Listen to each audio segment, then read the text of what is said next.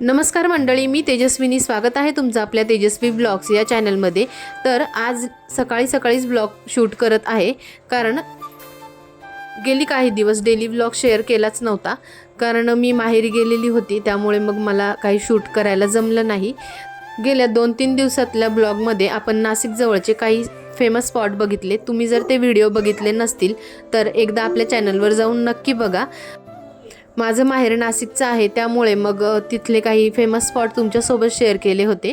मुलांना शाळेलाही सुट्ट्या होत्या, त्यामुळे मग आत्ताच दिवाळीच्या आधीच जाऊन आली होती, कारण दिवाळीमध्ये फक्त 2 किंवा 3च दिवस सुट्ट्या असतील. तर मग कसं ना, मामाच्या गावाला मुलांना एन्जॉय करायचं असतं, तर त्यालाही खूप एक्साइटमेंट असते, म्हणून मग आधीच गेली होती. दिवाळी ही प्रत्येकाला आपापल्या घरीच करायची असते, म्हणूनच मग लक्ष्मीपूजन झाल्यानंतरच मी माहेरी जात असते. पण ह्या वेळेस जरा लवकर जाण्याचा चान्स मिळाला होता. प्रत्येक वेळी मी दिवाळी झाल्यानंतर मग तिकडे जाते आणि नंतर मग तिकडची शॉपिंग करत असते. तर बराचसा माल संपून गेलेला असतो, तर खास व्हरायटी इतक्या मला बघायला मिळत नाही. पण यावेळेस मला लवकर जायचा चान्स मिळाला, तर मग मी तुमच्यासोबत शॉपिंगचे काही व्हिडिओज शेअर केले आहेत. तर खूप छान छान व्हरायटी होत्या तिकडे सुद्धा. आता घरी आलेले आहे आणि घरामध्ये दिवाळीची सर्व आवरायचं आहे. सर्व म्हणजे बरंचसं काम आधीच आवरलेलं होतं, फक्त आता बेसिकच्या वरच्या कामं काही बाकी आहेत ते करून घेणार आहे.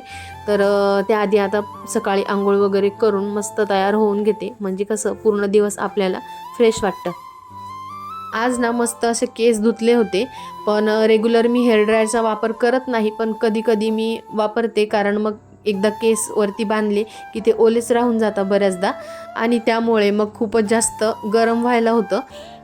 आणि जेव्हा कधीतरी असं वापरत असते त्यावेळेस मी हॉट एअरचा वापर नाही करत, कारण त्यामुळे स्प्लिट एंड्स जास्त होतात केसांना, आणि आता सध्या हेअरफॉलचा प्रॉब्लेम पण खूप जास्त होतो आहे. आणि त्यावर सुद्धा एक इलाज मला सापडलेला आहे, तो मी काही दिवस यूज केल्यानंतर त्याचा सुद्धा रिझल्ट मी तुमच्यासोबत नक्की शेअर करेल.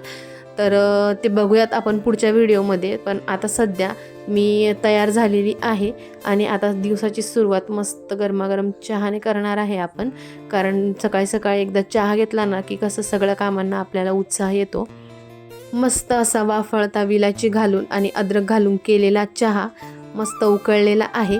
आणि चला आता मस्त निवांत बसून पहिले हा चहा घेऊया. तर चहाच्या आधी ना पहिले मी 1 ग्लास निवांत बसून पाणी पिते, कारण पाणी हे आपल्या शरीरासाठी खूप महत्त्वाचं असतं. आणि दिवसभरात कसं ना, आपण बायका कामं करत असतो, आणि कामं करत असताना आपण बराच वेळ किचनमध्ये असतो, तरीसुद्धा आपण पाण्याकडे आपलं लक्षच जात नाही आणि आपण पाणी पित नाही, आणि ते आपल्या लक्षात सुद्धा येत नाही विशेष म्हणजे. म्हणूनच मग दिवसाची सुरुवात असं 1 ग्लास पाणी पिऊन केली तर दिवसभर ती एनर्जी आपल्याला पुरते असं मला वाटतं. आणि तसंही ना सकाळी खूपच कामं असतात, तर प्रत्येकालाच घाई असते. पण मग मी काय करते, आता सकाळी एकदा आयुषचा आणि यांचा टिफिन गेला की मग नंतर निवांत आवरत असते, कारण दिवसभर मग कामं चालूच असतात. आणि घर म्हटलं की पसारा तर आलाच. कितीही आवरलं तरी पूर्ण आवरलं असं कधीही आपल्याला वाटत नसतं. आपण एक नाहीतर एक काम काढतच असतो, आणि त्यात मग सण असले तर मग तर विचारायलाच नको.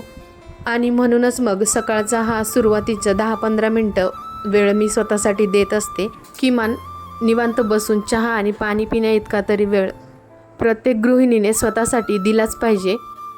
आणि इथे माझी माऊ पण सकाळी उठून जाते. आयुष शाळेत जातो तेव्हाच ती उठलेली असते, तर तिची लुडबुड दिवसभर घरामध्ये चालूच असते. प्रत्येक वेळी माझ्या मागेच असतेच ती. तर कधी इरिटेट पण होतं, पण मग तो आयुष्यातला एक सुंदर पार्ट आहे, जो आता सध्या आपल्याला आनंद घ्यायचा आहे त्याचा. कारण आपल्या मुलांचं बालपण आपल्याला परत अनुभवायला मिळत नाही, आणि हे सुंदर क्षण आपल्या नजरेत, आपल्या मनात आणि आपल्या आयुष्यात आपल्याला साठवून ठेवायचे असतात. तर चला आता दिवाळीचं आवरायचं आहे घरातलं. तर सगळ्या बरण्या वगैरे घासून ठेवल्या होत्या. बाकीचं सगळं सामान आधीच घासून झालं होतं, म्हणजे जसे स्टीलचे मोठे डबे असतात ते सगळे आधीच आवरलेलं होतं. फक्त या बेसिक छोट्या बरण्या बाकी होत्या. तसं तर मी किराणा कधीही संपू देत नसते, जसं डाळी असतील, तांदूळ असतील, हे असं कधी संपत नाही माझं, कारण घरामध्ये एक्स्ट्राचं हे नेहमीच भरलेलं असतं. आणि मग गावी जायच्या आधीच किराणा भरून ठेवलेला होता. दिवाळीच्या 3-4 दिवस आधी जर आपण घर आवरलं ना, तर तो घरामध्ये सगळं आवरल्याचा जो फ्रेशनेस आणि जो पॉझिटिव्हिटी असते ती तशीच टिकून राहते. नाहीतर आपण 10-15 दिवस आधीच आवरून घेतो आणि मग नंतर मेन दिवाळीच्या वेळेस सगळं घर परत एकदा धूळ बसते, परत एकदा सगळे भांड्यांना आपले हात लागून खराब होतात. म्हणून मग थोडं 3-4 दिवस आधीच वरच्या गोष्टी जर आपण आवरल्या तर दिवाळीच्या वेळेस आपल्याला घरामध्ये खूप छान फ्रेश वाटतं. म्हणूनच मग मी आता सगळं छोट्या ज्या गोष्टी आहे त्या आवरणार आहे, ज्या आपल्याला समोर नजरेस असतात.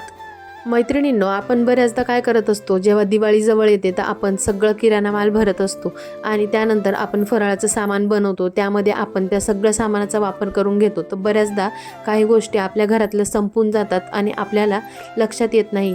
तर दिवाळीमध्ये असं कोणीही करायचं नाही, कारण की दिवाळीमध्ये सगळं सामान आपल्या घरामध्ये भरलेलं असावं. स्पेशली हळद असेल, मीठ असेल, गहू असतील किंवा गहूचं पीठ असेल किंवा मग मसाल्याचे पदार्थ आणि तेल, ह्या सगळ्या गोष्टी घरामध्ये नेहमी भरलेल्या असाव्यात. त्याने आपल्या घरामध्ये नेहमीच बरकत असते आणि दिवाळीसारखा सण म्हटलं की सगळ्या गोष्टी आपल्याकडे भरून असायला हव्या, म्हणजे आपल्या घरामध्ये बरकत राहते. जसे आपण फराळ असो, मग ते आपण घरी करू की बाहेरून आणू, फराळ असो किंवा घरातल्या सगळ्या किराणा मालाच्या वस्तू, तर या सगळ्या आपल्या घरामध्ये भरून ठेवायच्या आहे. तर आता इथे ना आमचा नाश्ता वगैरे झालेला होता, पण प्रत्येक व्हिडिओमध्ये आपण ते सगळं बघत असतो म्हणून मग आम्ही ते आता काही शूट केलं नव्हतं. आणि इथे दोन्ही गॅसवर पहिले भाज्यांना फोडणी देऊन घेतली, कारण मग कसं एकदा स्वयंपाक झालेला असला ना थोडाफार की कसं बरेचसे कामं आवरून गेल्यासारखं वाटतं. कारण मग मध्ये जर मुलांना किंवा मिस्टरांना वगैरे भूक लागली तर मग ते सगळे हातातले कामं टाकून आधी स्वयंपाकाला लागावं लागतं. मग त्यामुळे मग आपल्यालाही डिस्टर्ब होऊन जातं. तर म्हणूनच आधी अर्धा स्वयंपाक होऊन गेलेला होता, आता फक्त चपात्या करायच्या बाकी आहे. तर ते सगळं करत मग हे बाकीचे वरचे कामं सगळे आवरून घेतले. आता इथे माझा अर्ध्याच्या वर स्वयंपाक जवळजवळ झाला आहे, फक्त चपात्या करायच्या बाकी आहे आणि किचनसुद्धा छान लावून झालेला आहे. तर ना आमच्याकडे एक छोटा असा टी टेबल आहे, जो आम्ही काढून ठेवलेला होता, कारण तो थोडासा तुटलेला होता आणि घर लहान असल्यामुळे मग मुलांना खेळायला तितकी मोकळी जागा मिळत नाही, म्हणून मग आम्ही तो काढूनच ठेवला होता. पण आता दिवाळीच्या दिवसांमध्ये अशा तुटलेल्या वस्तू घरामध्ये ठेवायच्या नसतात, तर म्हणूनच मग तो आता रिपेअर करून घेऊयात आणि दिवाळीमध्ये आपल्याला सजवण्यासाठी त्याचा उपयोग होणार आहे. तर हा आम्ही कसा जॉईंट केला याबद्दलचा डिटेल व्हिडिओ मी तुमच्यासाठी स्पेशल शूट करणार आहे, कारण हा तुमच्यासाठी खूप हेल्पफुल होणार आहे. कपडे जर घरात पडलेले असले तर बरेच पसारा घरामध्ये वाटतो आणि गेले 2 दिवस ना इकडे पावसाचं वातावरण आहे, तर ते कपडे सुद्धा लवकर सुकत नाहीये, त्यामुळे मग घरात भरपूर पसारा वाटत असतो. तर जिथे उन्हाची गरज आहे आणि जिथे सगळ्या वस्तूंना ऊन दाखवायची गरज आहे ते सगळे कामं जवळजवळ पेंडिंग पडलेले आहे.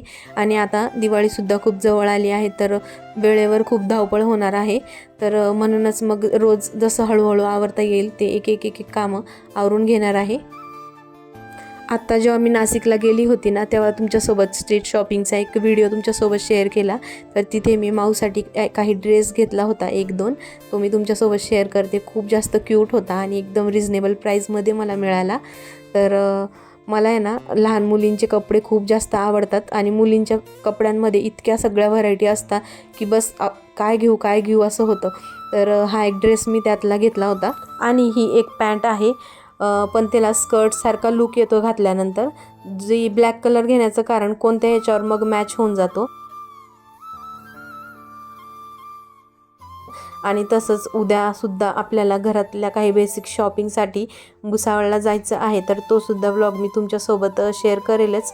पण ना काय होतं, आपण जेव्हा गावात जातो ना त्यावेळेस आपण सगळं विसरून जातो की आपल्याला काय काय घ्यायचं आहे.